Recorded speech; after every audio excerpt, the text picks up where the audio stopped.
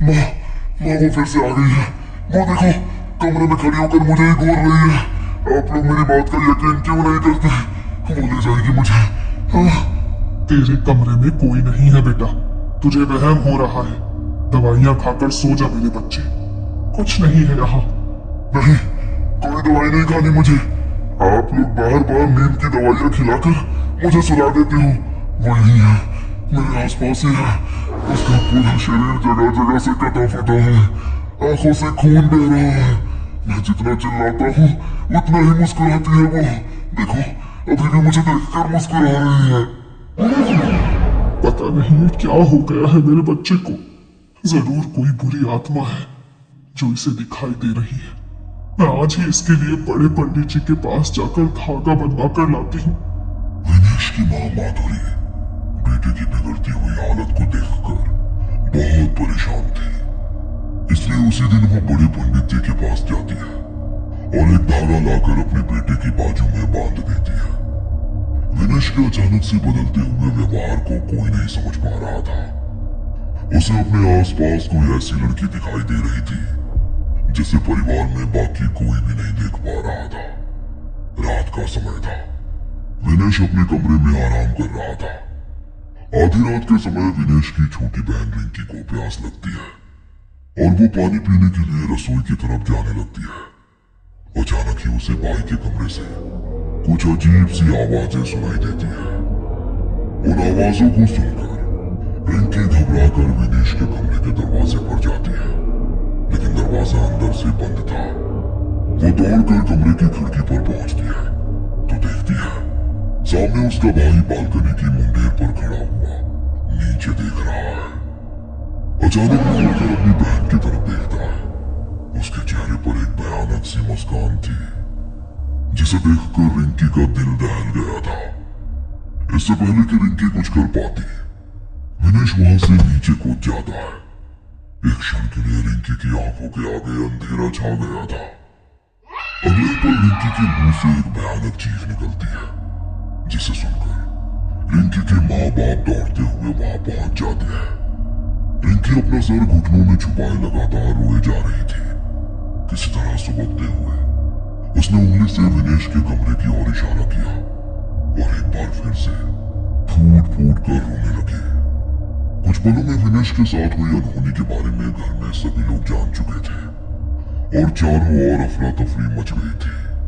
3 दिन बाद काश के कुछ दिन पहले ही मैं उसे पंडित जी के पास ले जाती तो शायद आज मेरा बेटा जिंदा होता। अरे बस करो अपनी यंत्र तंत्र मंत्र की बातें। कोई भूत प्रेत नहीं दिखाई देता था उसे। दिमागी रूप से बीमार था तुम्हारा बेटा और इसी दिमागी बीमारी ने जान ली है तुम्हारे बेटे की। अच्छी तरह समझ लो इस बात को।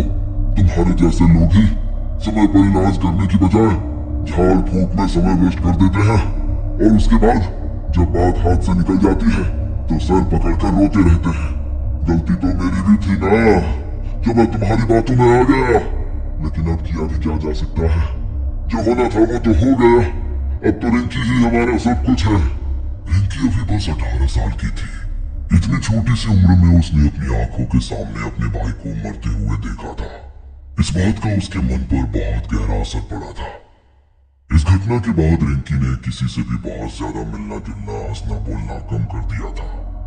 वो दिन रात सिर्फ अपने कमरे में बैठकर पढ़ाई करती रहती, मानो एक जुनून सवार हो गया था उसके सर पर।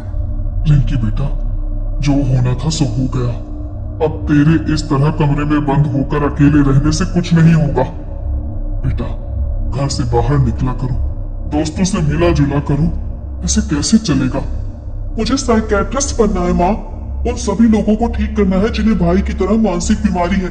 मैं नहीं चाहती कि भाई की तरह दुनिया में अब कोई और अपनी जान इस बीमारी से गंवाए। 10 साल बाद अपनी मेहनत और डेडिकेशन के चलते रिंकी एक सक्सेसफुल साइकियाट्रिस्ट बन चुकी थी। उसने जानबूझकर क्रिटिकल पेशेंट केयर डिपार्टमेंट ही चुना था। वो अपने दिन का ज्यादातर समय क्रिटिकली इल पेशेंट के साथ ही बिताती थी। हर एक मानसिक बीमारी से जूझ रहे पेशेंट में उसे अपना भाई विनेश दिखाई देता था। इसलिए ऐसे पेशेंट को ठीक करने में वो अपनी जान लगा देती थी। डॉक्टर, एक क्रिटिकल पेशेंट आया है, प्लीज जल्दी कीजिए।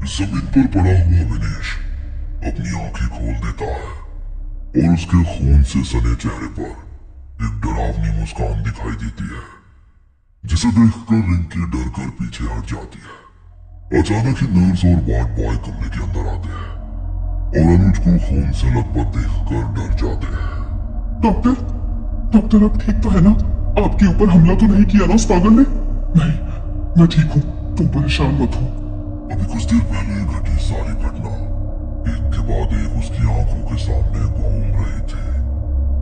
बार बार उसे अनुज और विनेश के खून से सने मुस्कुराते चेहरे नजर आ रहे थे, जिसके कारण वो बहुत असहज महसूस कर रही थी। रिंकी खुद को संभाल नहीं पा रही थी। हॉस्पिटल से निकलकर वो सीधा अपने घर पहुंचती है और फिर एक कप कॉफी पीने के बाद सीधे अपने बिस्तर पर पहुंच जाती है। कुछ ही देर बीता होगा कि उसे दरवाजे की घंटी बजने की आवाज सुनाई देती है। रिंकी दरवाजा खोलती है तो वहां उसे बस एक छोटा सा लिफाफा दिखाई देता है। ये कौन रख गया है? ना नाम है ना पता है। स्ट्रेंज। रिंकी लिफाफा खोलती है तो उसके अंदर रखे सामान को देखकर मानो उसकी सांसें हालत में अटकी रह जाती है। अंदर कुछ तस्वीरें थी जिन्हें देखकर रिंकी को अजीब सी घबराहट होने लगी थी। लिफाफे के अंदर पहली तस्वीर उसके पेशेंट अनुज की थी, दूसरी उसके भाई विनेश की और तीसरी उसकी खुद की। सभी तस्वीरों में एक असामान्य बात यह थी कि उन सभी के चेहरे बुरी तरह से कटे हुए थे और फिर भी वो मुस्कुरा रहे थे। इन तीन तस्वीरों के अलावा भी उसमें एक चौथी तस्वीर थी। रिंकी नहीं जानती थी कि वो चौथी तस्वीर किसकी है। मनोवैज्ञानिक होने के बावजूद रिंकी को महसूस हुआ जैसे डर से उसके हाथ पांव ठंडे पड़ रहे हैं। अपने हाथों को आपस में रगड़ते हुए वो फ्रिज से दूध निकालकर एक बार फिर कॉफी बनाने लगती है। रिंकी फ्रिज के डोर के रिफ्लेक्शन में खुद को देखने की कोशिश करती है, तभी उसे अपने पीछे किसी की इमेज फ्रिज के डोर में नजर आती है।